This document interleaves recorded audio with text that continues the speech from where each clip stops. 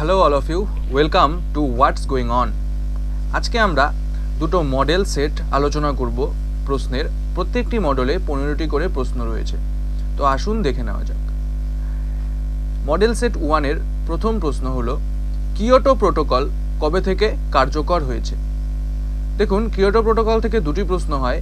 একটি হলো Kyoto protocol কবে থেকে কার্যকর হয়েছে, এবং অপরটি হলো যে কিয়োটো প্রোটোকল কবে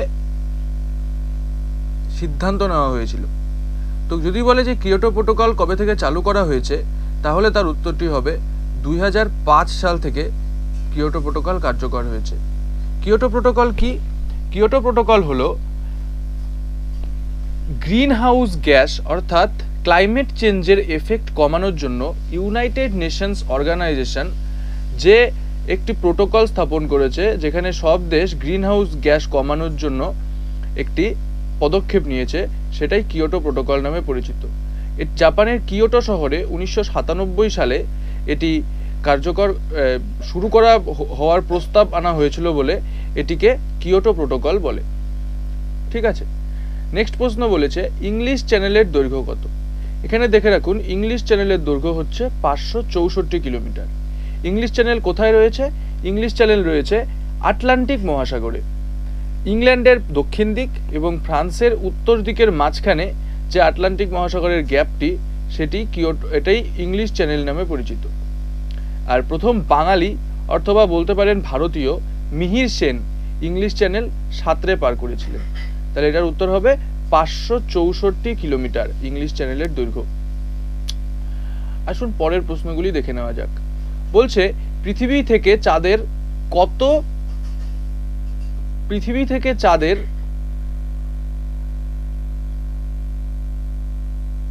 কত শতাংশ পৃষ্ঠভাগ দেখা যায়? এটির উত্তর হয়ে যাবে পৃথিবী থেকে চাঁদের 59% দেখা যায়। 59% পৃষ্ঠভাগ দেখা যায়। পৃথিবী থেকে কিন্তু চাঁদের পুরোটা দেখা যায় না, পৃথিবী থেকে চাঁদের 59% দেখা যায়। মাদার টেরিজা ইউনিভার্সিটি কোন রাজ্যে অবস্থিত? মাদার টেরিজা ইউনিভার্সিটি কোন রাজ্যে অবস্থিত বা কোন রাজ্যে দেখা যায়? এটির উত্তর হয়ে যাবে মাদার টেরিজা ইউনিভার্সিটি তামিলনাড়ু রাজ্যে দেখা যায়। তামিলনাড়ু রাজ্যে দেখা যায়। দাবাতে ভারতের কনিষ্ঠতম গ্র্যান্ডমাস্টার কে? মানে সবচেয়ে কম বয়সে গ্র্যান্ডমাস্টারের খেতাব কে পেয়েছেন? এটার উত্তর হয়ে যাবে 5 নম্বরের এ, পরিমার্জন নেগি। পরিমার্জন নেগি দাবাতে কনিষ্ঠতম গ্র্যান্ডমাস্টার। ইন্ডিয়ান এয়ারলাইন্সের প্রথম মহিলা পাইলট কে? ভারতীয় মহিলা পাইলট। ইন্ডিয়ান এয়ারলাইন্সের প্রথম ভারতীয় মহিলা পাইলট হলো সুষমা চাওলা। ইউনেস্কো কোন শহরটিকে সিটি অফ আর্কিটেকচার বলে রেখেছেন? সিটি অফ লিটারেচার অর্থাৎ সাহিত্যের শহর। ইউনেস্কো কোন শহরটিকে সাহিত্যের শহর বলেছেন? এটার উত্তর হবে গ্লাসগো। গ্লাসগো শহরটি স্কটল্যান্ডে অবস্থিত। তাহলে সিটি অফ লিটারেচার হবে গ্লাসগো। আচ্ছা, সুনামি সংক্রান্ত, জাপানে যে সুনামি হয়েছিল, সেই সুনামি সংক্রান্ত যে সম্মেলন, সেই সম্মেলনটি কোথায় হয়েছিল? সুনামি যে সংক্রান্ত যে সম্মেলন, সেটি হয়েছিল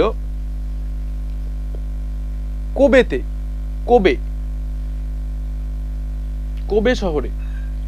একটি রাজ্যের রাজ্যপাল সেই রাজ্যের মন্ত্রিসভার পরামর্শ না নিয়েও কোনো মন্ত্রীকে দুর্নীতির বিচারের অনুমতি দিতে পারেন। এই মন্তব্যটি কার? বলছে একটি রাজ্যের রাজ্যপাল সেই রাজ্যে যে মন্ত্রিসভা আছে, সেই মন্ত্রিসভার পরামর্শ না নিয়েও কোনো মন্ত্রীর বিরুদ্ধে দুর্নীতির বিচারের অনুমতি দিতে পারেন। অর্থাৎ মন্ত্রীর বিরুদ্ধে ফার্দার মন্ত্রী যদি কোনো দুর্নীতি করে, তাহলে তার ফার্দার প্রসেসের জন্য নমিনেট করতে পারেন। এই কথাটি বলে রেখেছে সুপ্রিম কোর্ট।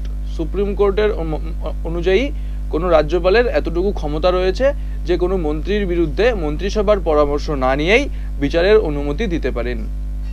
ঠিক আছে, কোন রাজ্যে সব ধরনের লটারি নিষিদ্ধ? এটার উত্তর হয়ে যাবে হরিয়ানাতে সব ধরনের লটারি নিষিদ্ধ। নেক্সট, নিচের কোন রাজ্যে বস্তিবেশী মানুষের সংখ্যা সবথেকে বেশি? আপনারা অনেকেই জানেন মহারাষ্ট্রে বস্তিবাসী মানুষের সংখ্যা সবচেয়ে বেশি, এবং মহারাষ্ট্রেই রয়েছে ভারতের তথা এশিয়ার সবথেকে বড় বস্তি, যেটার নাম ধারাভি।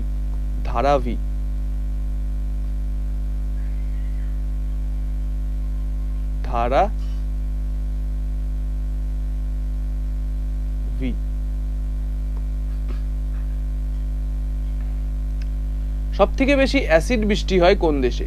সবথেকে বেশি অ্যাসিড বৃষ্টি হয় নরওয়েতে।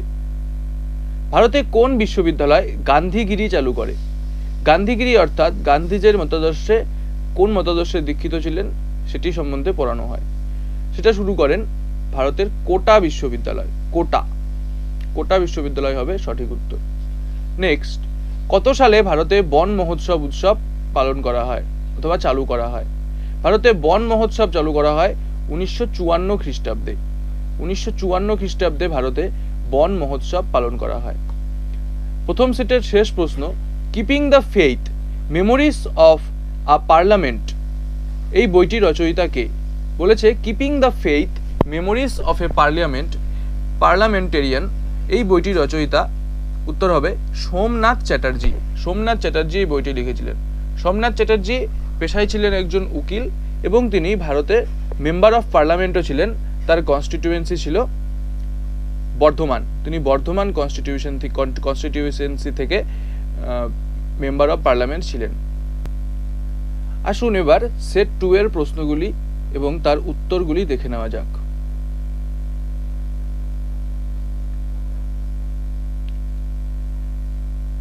সেট 2 প্রথম প্রশ্ন, ভারতের সুনামি পূর্বাভাস কেন্দ্রটি কোথায় অবস্থিত? ভারতের সুনামি পূর্বাভাস কেন্দ্রটি অন্ধ্রপ্রদেশ রাজ্যে অবস্থিত। ঠিক আছে। লোকসভার আসন সংখ্যা কত সাল পর্যন্ত পরিবর্তন করা যাবে না? ভারতের লোকসভার যে আসন সংখ্যা সেটি 2026 সাল পর্যন্ত পরিবর্তন করা যাবে না। 2026 সাল পর্যন্ত পরিবর্তন করা যাবে না ভারতের লোকসভার আসন সংখ্যা। নেক্সট, জৈব গ্যাস প্ল্যান্টের মাধ্যমে বিদ্যুৎ উৎপাদনে কোন দেশ শীর্ষে রয়েছে? বলেছে জৈব গ্যাস প্ল্যান্টের মাধ্যমে যে বিদ্যুৎ উৎপাদন হয় সেই বিদ্যুৎ উৎপাদনে কোন দেশ শীর্ষে রয়েছে? এটির উত্তর হয়ে যাবে চীন। চীন জৈব গ্যাস প্ল্যান্টের মাধ্যমে বিদ্যুৎ উৎপাদনে প্রথম স্থান অধিকার করে। নেক্সট, ভারতে প্রথম ভারতীয় হিসাবে জমি কে কেনেন? চাঁদে প্রথম ভারতীয় হিসাবে জমি কে কেনেন? এটার উত্তর হয়ে যাবে রাজীব জি বাগরি প্রথম চাঁদে ভারতীয় হিসাবে জমি কেনেন। ভারতে কোথায় প্রথম বেসরকারি টেলিফোন চালু হয়? বেসরকারি টেলিফোন ভারতের ইন্দোরে প্রথম চালু হয়েছিল। বেসরকারি টেলিফোন ভারতের ইন্দোর শহরে প্রথম চালু হয়েছিল। পরের প্রশ্ন দেখে নেওয়া যাক, নিচের কোনটি একটি অ্যাডিডাসের সঙ্গে এক হয়ে গিয়েছে? কোনটি অ্যাডিডাস যে কোম্পানি সেই কোম্পানির সঙ্গে এক হয়ে গিয়েছে? রিবক কোম্পানি অ্যাডিডাস কোম্পানির সঙ্গে এক হয়ে গিয়েছে। তাহলে এটার উত্তর হয়ে যাবে 6 এর B number, Reebok company. Metropolitan ইনস্টিটিউশনের বর্তমান নাম কি? মেট্রোপলিটন ইনস্টিটিউশনের বর্তমানের নাম বিদ্যাসাগর কলেজ। আগে নাম ছিল মেট্রোপলিটন ইনস্টিটিউশন। শেন ওয়ার্নের 700তম শিকার কে? অর্থাৎ শেন ওয়ার্নের যে 700তম উইকেট সেটা তিনি কাকে আউট করে নিয়েছিলেন? শেন ওয়ার্নের 700তম উইকেট হলো অ্যান্ড্রিউ স্টস ছিলেন ইংল্যান্ডের ওপেনিং ব্যাটসম্যান।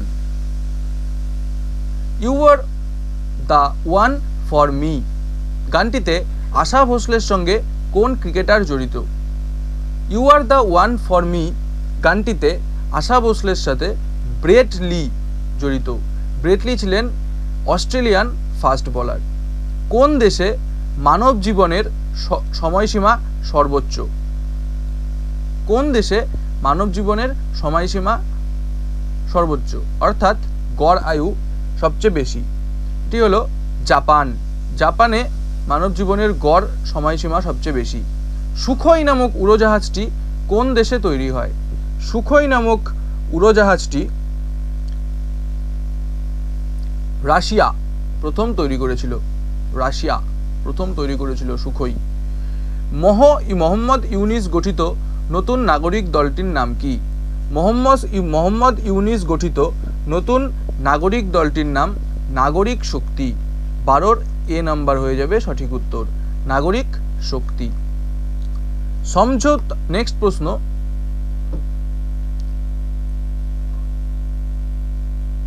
নেক্সট প্রশ্নটি হয়তো টেকনিক্যাল ফল্টের জন্য আসেনি, আমরা 14 নম্বর প্রশ্নটি দেখে নিচ্ছি।